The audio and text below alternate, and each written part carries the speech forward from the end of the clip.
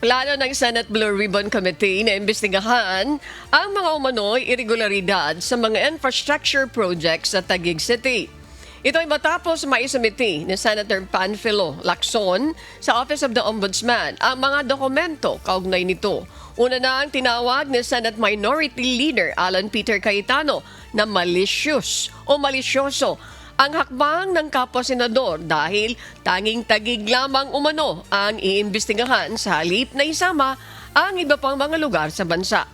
Sa kanyang ex-post, tinugunan ito ni Senator Lacson at sinabing maging delicious ang mga revelasyong isinisiwalat sa mga pagdinig.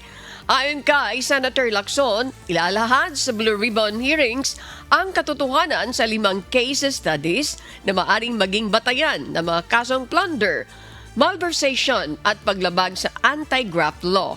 Giit nito, kabilang sa mga umano'y irregularidad ang mga ghost projects, doubling appropriations, paggamit ng mga lumang larawan ng mga tapos ng proyekto at isang umano'y illegal na reclamation project.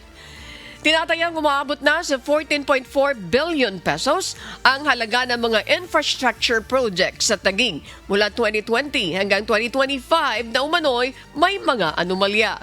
Samantala, inihayag naman ni Senator Erwin Tulfo na bukas ang Blue Ribbon Committee sa pagsasagawa ng investigasyon kapag formal na ang nabuo ang komposisyon ng komite.